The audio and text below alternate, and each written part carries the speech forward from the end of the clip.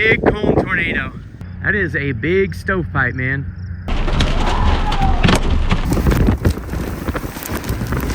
This chase day started off just like any other chase day, waiting for storms to initiate. We set up just to the east of Chugwater, Wyoming. The Storm Prediction Center put out an enhanced risk for severe weather this day and a 5% chance for tornadoes in the area. Just a few minutes before I started this time lapse, I got to witness something very cool. The College of DuPage was launching a weather sounding. I got to watch them do it and have access to the data. This is something you don't see every day, so I thought it'd be pretty cool to add in this video.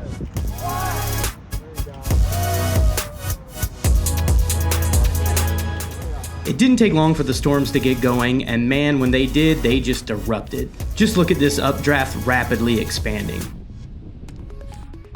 It was right about now when I realized today was going to be a big tornado day. I could see the mezzo forming, so that means I needed to get out in front of the storm. I didn't have to wait long until I saw my first tornado of the day.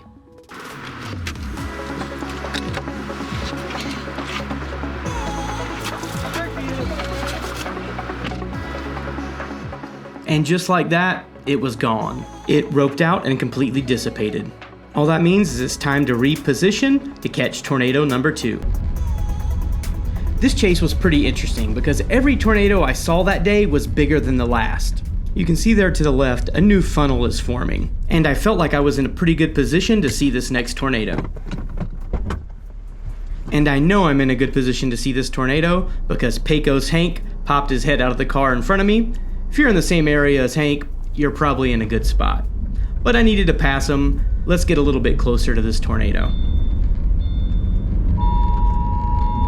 This was a mesmerizing experience. I got to watch this tornado form right in front of me, just 100 feet or so in front and cross right by me. But I'll be quiet and just let you guys watch this tornado go.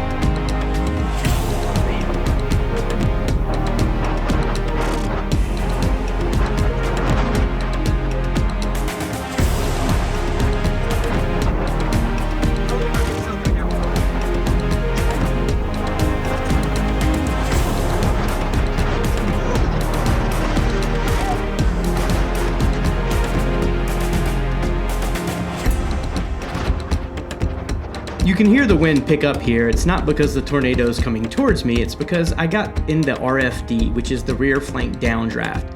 Some very strong winds that wrap around the back end of a hook.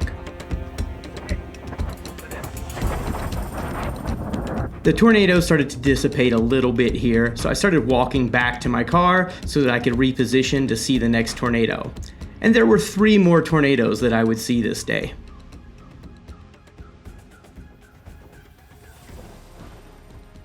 I repositioned to a couple miles further down the road so that I could watch the storm come towards me.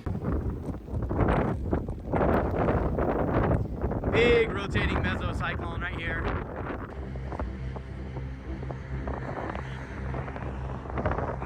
I was pretty sure there was a tornado tucked up in there, but I didn't really count it as one just because I didn't know for 100%, but I was about as close to knowing as you could be.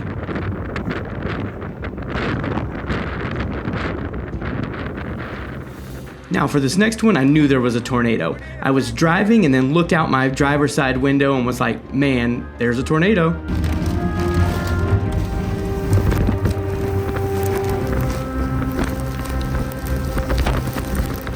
And once again, as quickly as it goes down, the tornado goes right back up.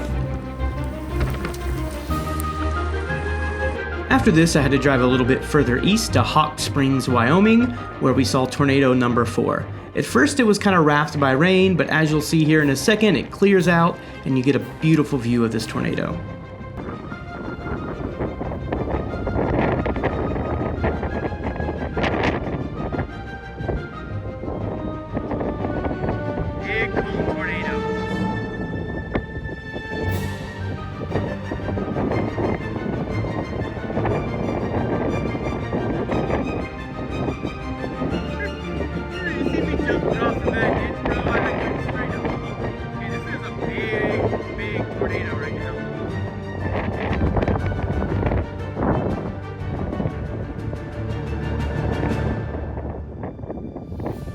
As you can see here, the tornado started moving further away from us and became rain-wrapped once again.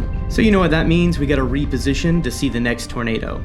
Now we're all the way over into Nebraska, very close to Scotts Bluff. I tried to take these back roads to get closer to the storm as it moved into Scotts Bluff, but this quickly turned into a dead end because there was some road construction. Sometimes Google doesn't really know what roads are under construction and which ones are not.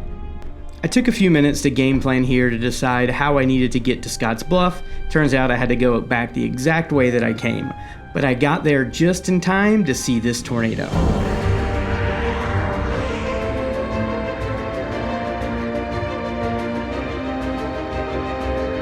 Another one. Well, that's a tornado, bro. That is a big stovepipe, man.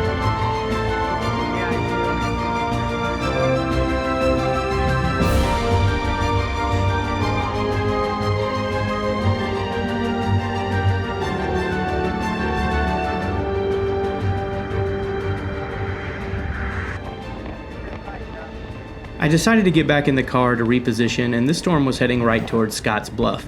This had me a little bit concerned. As I was heading into Scotts Bluff, I realized just how beautiful the scenery was here. Sometimes I'm so wrapped up in seeing tornadoes that I just forget to look at all the beauty. Also, I put this clip in here to show y'all the chaser convergence. This is just a little taste of how many storm chasers were out that day. There were quite a few. A lot of chasers complain and gripe about the chaser convergence. Me, I really do not care, as long as everyone's out chasing safely and responsibly. As we pulled into Scotts Bluff, the circulation started to dissipate, and it was nowhere near as strong on radar. It looked like the storm was going to be close to being done, or the tornado part of the storm anyway. So like any good chaser at this point, I get on my phone, call all my other chaser buddies, and ask them if they want to eat at Applebee's. So a few of them got back to me, and we decided to head into town to grab a bite to eat. But we did not expect to get hit by another storm that was producing hail on the way to Applebee's. We decided to park in a car wash and ride it out, and here's what we saw.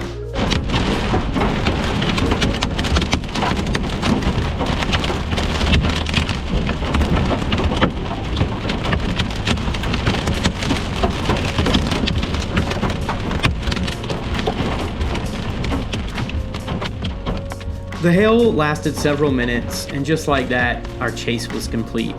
We did end up trying to go to the Applebee's, but there was no power there, so we didn't get to eat there anyway. But I wasn't upset at all because I had just seen 5 tornadoes on one chase. I really appreciate y'all watching my video. Please subscribe to my channel if you have not yet, and until next time, I'll see you in hail.